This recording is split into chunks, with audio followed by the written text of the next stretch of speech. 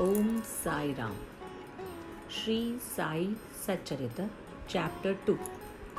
The object of writing the work, incapacity and boldness in the undertaking, hot discussion, conferring significant and prophetic title of Hemant Pant, necessity of a guru.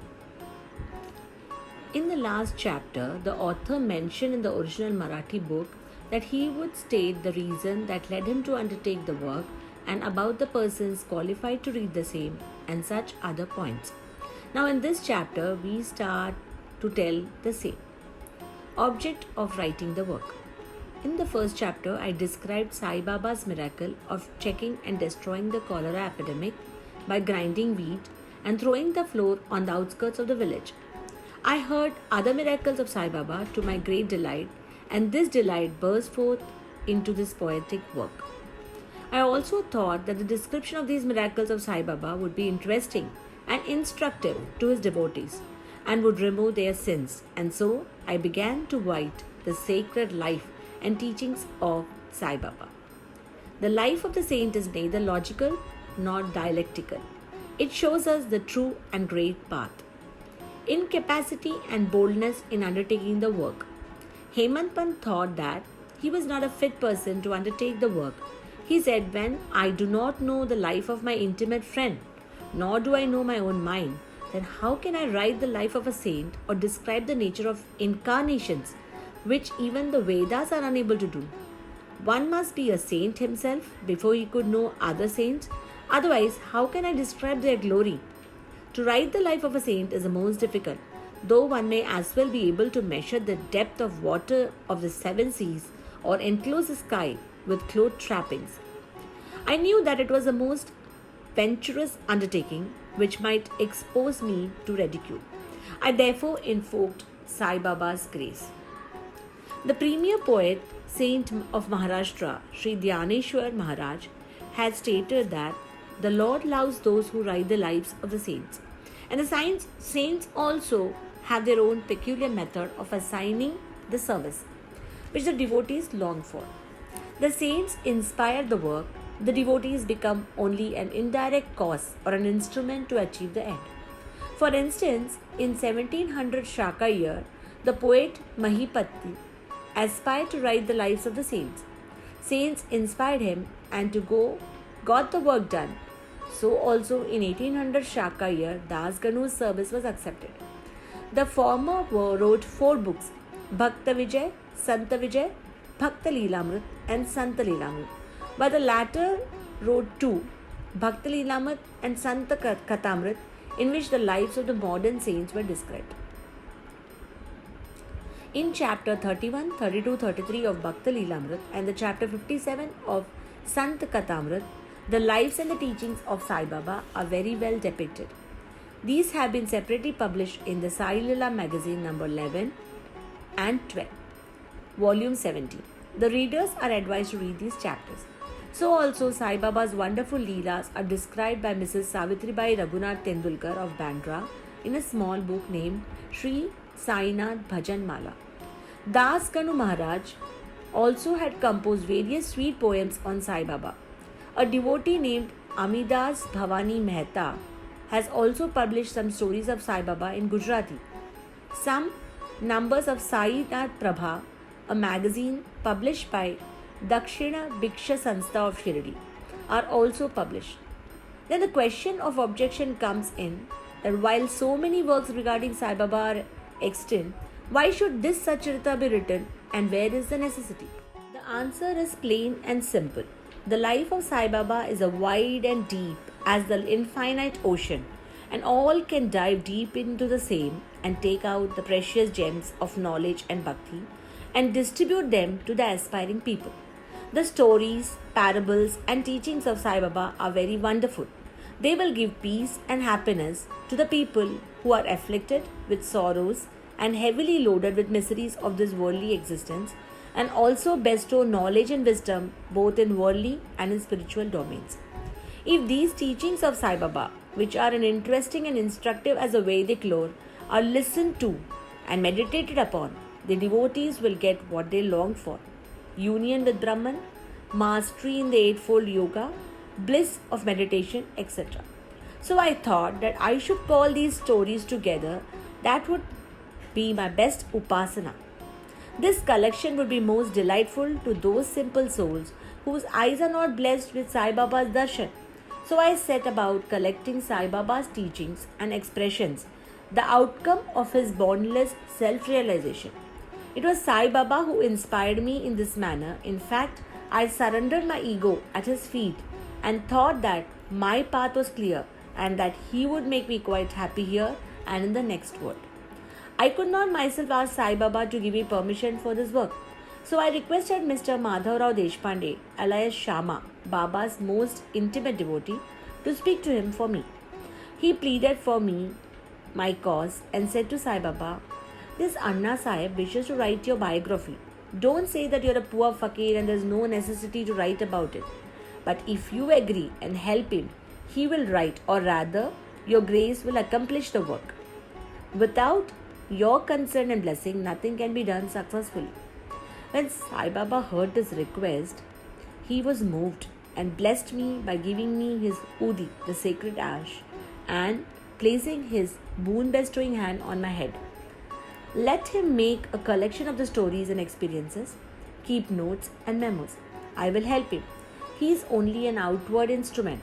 I should write my autobiography myself and satisfy the wishes of my devotees. He should get rid of his ego, surrender it at my feet. He who acts like this in life, him I will help the most. What of my life stories? I serve him in this house in all possible ways.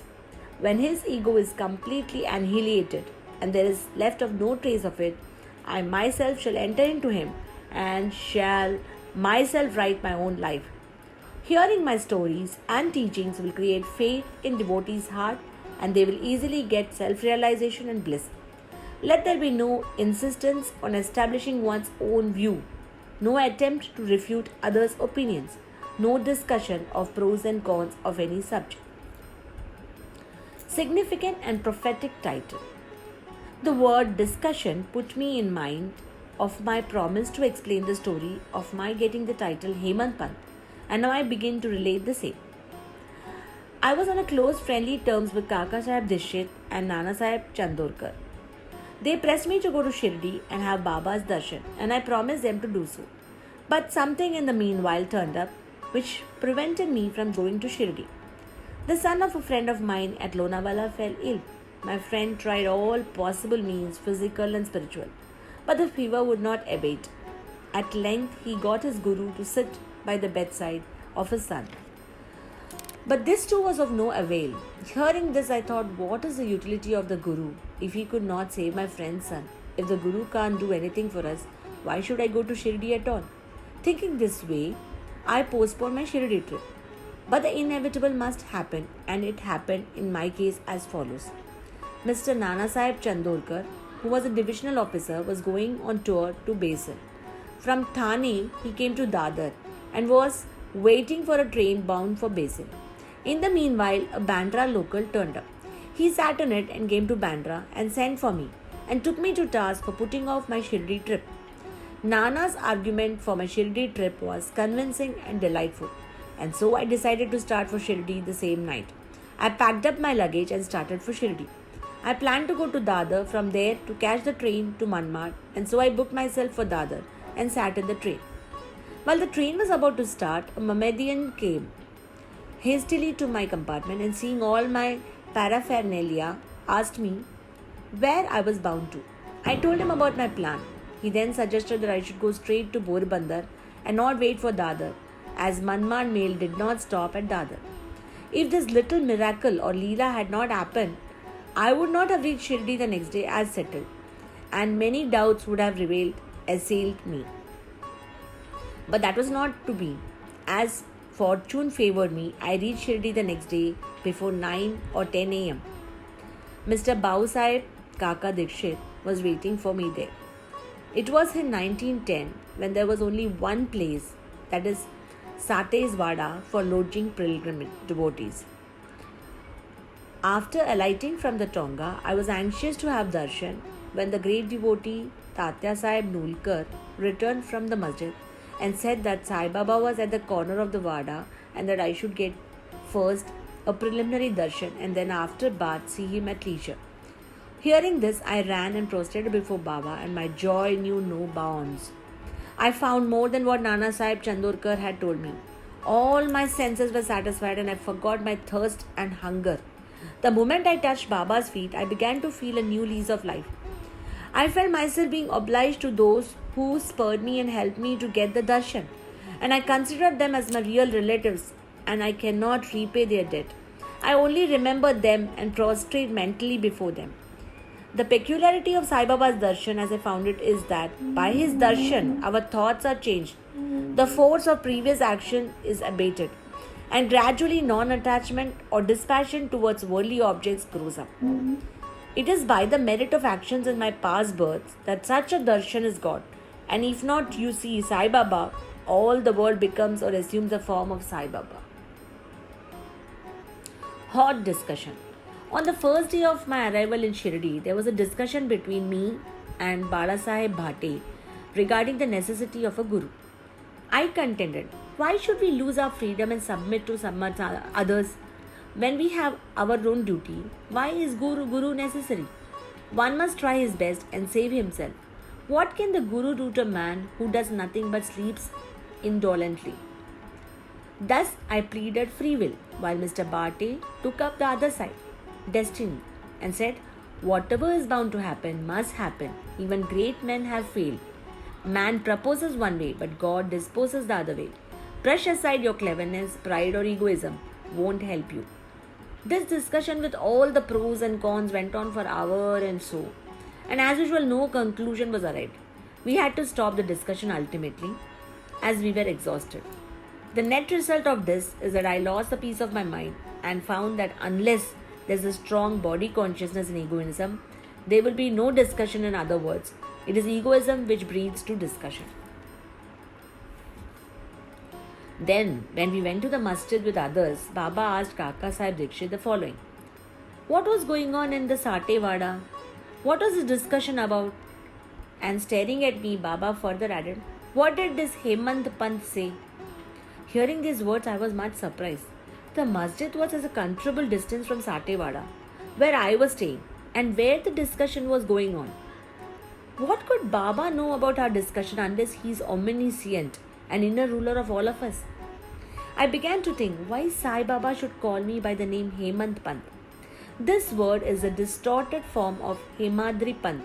This Hemadri Pant was a well-known minister of the kings Mahadev and Ramdev of Devgiri of the Yadava dynasty. He was very learned, good-natured, and an author of works such as Chaturvarga, Chintamani, dealing with spiritual subjects, and Raja Prasthashti. He invented and started new methods of accounts and was originator of Modi, Marathi shorthand script. But I was quite opposite and mediocre intellect, so I could not understand why the name or the title was conferred upon me. But thinking seriously upon it, I thought that the title was a dart to destroy my ego, so that I should always remain meek and humble. I was also complimented to pay for the cleverness in the discussion. Looking in the history, we think that Baba's word calling Mr. Dabolkar by the name Hemant Pant was significant and prophetic, as we find that he looked after the management of Sai Sansthan very intelligently, kept all the accounts nicely, and was also the author of such a good work, Sai Satcharita, which deals with such important and spiritual subjects such as dhyana, bhakti, dispassion, self-surrender, and self-realization. About the necessity of a guru. Hemant Pant has left no note or memo about what Baba said regarding that subject, but Kaka Sahib Dikshit has published his notes regarding this matter. Next day after Hemant Pant's meeting with Sai Baba, Kaka Sahib went to Baba and asked Baba where to go. Baba said, high up. Then the man said, where is the way? Baba said, there are many ways leading there. There is one way from here, Shirdi also. The way is difficult. There are tigers and wolves in the jungles on the way. Kaka Sahib said, but Baba, what if I take a guide with us? Baba answered, then there is no difficulty. The guide will take you straight to your destination, avoiding wolves and tigers and ditches, etc. on the way. If there is no guide, there is a danger of you being lost in the jungles or falling into the ditches. Mr. Dabolkar was present on the occasion and thought that this was the answer Baba gave to the question whether Guru was necessity. And he thereupon took the hint that no discussion whether man is free or born is of any use in the spiritual matters. But on the contrary, real Paramatma is possible only as the result of teachings of the Guru, as is illustrated in this chapter of the original work, in the instances of great avatars like Rama and Krishna, who had to submit themselves to their gurus, Vaishishta and Sandipani respectively, for getting self-realization, and that the only virtue necessary for such progress is faith and patience. Woe to Sri Sai, peace be to all. Om Sai Ram.